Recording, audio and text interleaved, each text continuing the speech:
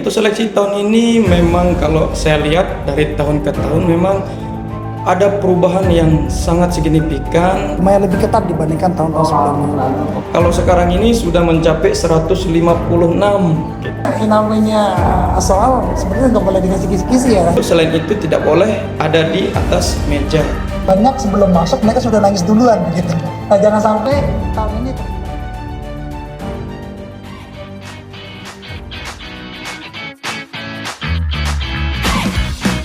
Selamat pagi Bapak, boleh minta waktunya sebentar? Boleh, silakan. Oke, kami dari tim media Institut Pendidikan Nusantara Global. Kalau boleh tahu Bapak di sini sebagai apa ya Pak? Saya selain sebagai dosen, saya ditugaskan menjadi Ketua Panitia Mahasiswa Baru tahun akademik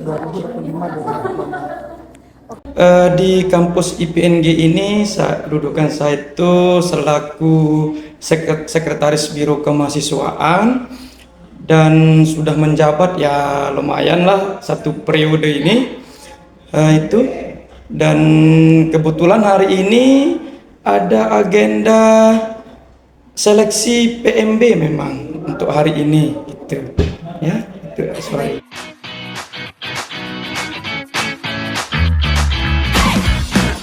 Mungkin terkait pelaksanaan umum ujian yang tadi pagi nih Bapak. Iya.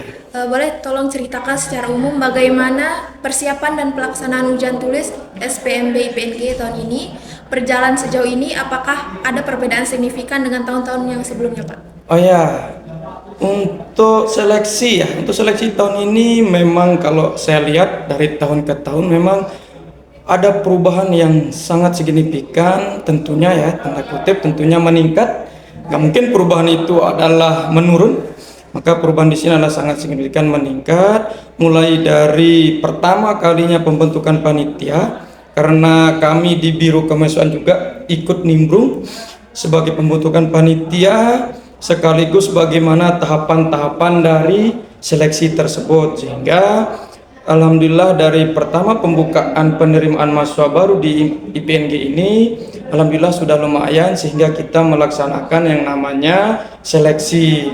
Ini memang tahap gelombang 1 dan gelombang kedua. Memang ada gelombang ketiganya nanti, maka selesai pengumuman seleksi ini maka sudah secara tidak langsung sudah dibuka untuk gelombang ketiganya.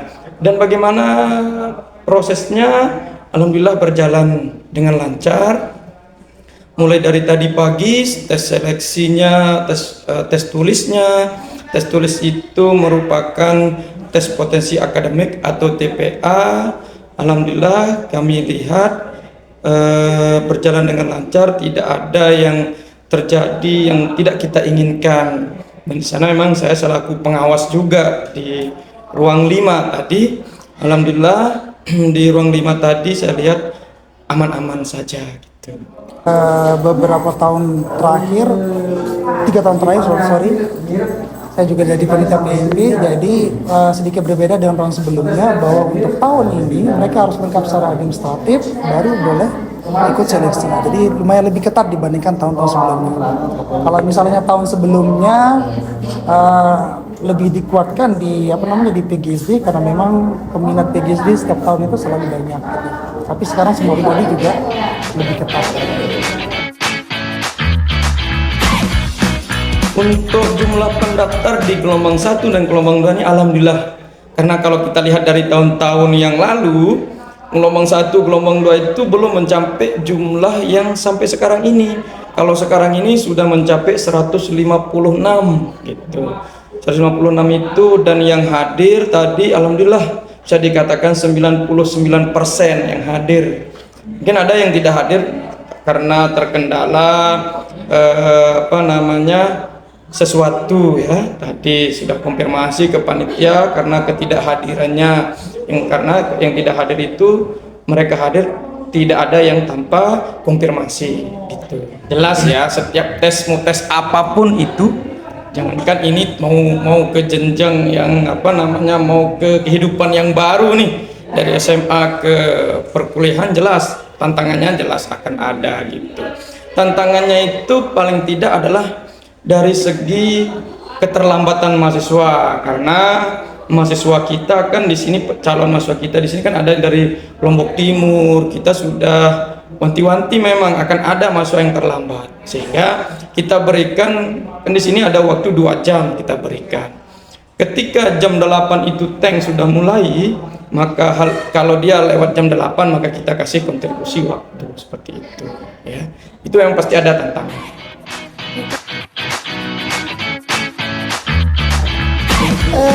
Apakah ada jalur Pak yang berbeda mungkin yang ditawarkan oleh IPNG? Kalau ada boleh dijelasin Pak? Sejauh ini kalau jalur penerima mahasiswa baru maksudnya? Iya. Sejauh ini ya tentu bisa mendaftar secara online, bisa juga secara offline.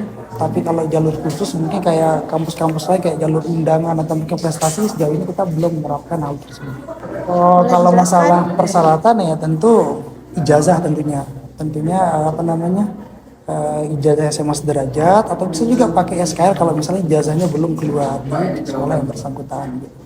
Terus dokumen yang tidak kalah penting juga seperti KTP KK dan juga pas foto, ya tentunya mengisi formulir tentunya. Tetapi kalau yang daftar lewat online, jika bisa langsung isi formulir secara online. Mungkin tindakan konkret apa saja yang telah diambil oleh tim pengawas untuk mencegah praktik kecurangan? Boleh Bapak berikan contohnya? Oke. Untuk mengantisipasi itu juga, begitu mereka masuk, mereka kan pasti bawa tas, bawa HP, gitu. Maka tas, HP atau aksesoris yang lainnya kita kumpulkan. Kita tidak boleh ada selain ballpoint atau untuk ujian itu, selain itu tidak boleh ada di atas meja. Maka semua itu steril, supaya tidak ada terjadi kecurangan atau kejujuran dan sebagainya. Walaupun memang tes itu kan seperti yang bilang tadi bahwa ini sangat-sangat menentukan nasib mereka, karena mereka ini adalah calon guru, maka kita mau ngetes kejujurannya dengan cara seperti itu. Maka tidak ada calon mahasiswa itu yang nyontek seperti itu atau yang buka HP dan lain sebagainya. Untuk tesnya Pak, boleh kasih sedikit gambaran buat kita mengenai materi yang diujikan? Ini kalau tes harusnya namanya soal sebenarnya nggak boleh dikasih kisi-kisi ya, hanya saja karena itu berkaitan dengan TPA, tes potensi akademik. Karena secara umum saya rasa seluruh Indonesia menggunakan tes potensi akademik, itu yang paling utama. Nah, khusus untuk program studi PGSD nanti selain TPA, mereka juga harus interview. Tetapi kalau TPA-nya nggak lulus, otomatis mereka tidak berhak untuk mengikuti interview. Kalau untuk standar tentu ada ya, seperti tadi misalnya terkait dengan hasil tes tulisnya nanti dan juga interviewnya. Yang penting nanti para calon mahasiswa baru mereka harus percaya diri ketika melakukan interview.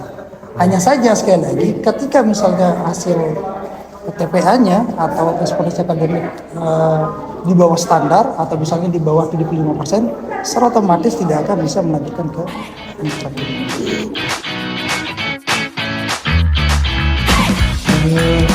Harapannya bagi mahasiswa yang diterima maupun juga yang diterima, harapan kami selaku dosen di sini, artinya orang di IPNG, harapannya adalah ketika diterima maka adik-adik mahasiswa atau calon mahasiswa baru ketika menginjakkan kaki di IPNG atau setelah menerima pakaian yang namanya alma mater, silakan menjaga nama baiknya. Karena apa? Karena ini adalah yang patut menjaga itu adalah mahasiswa itu sendiri, gitu. Itu harapannya.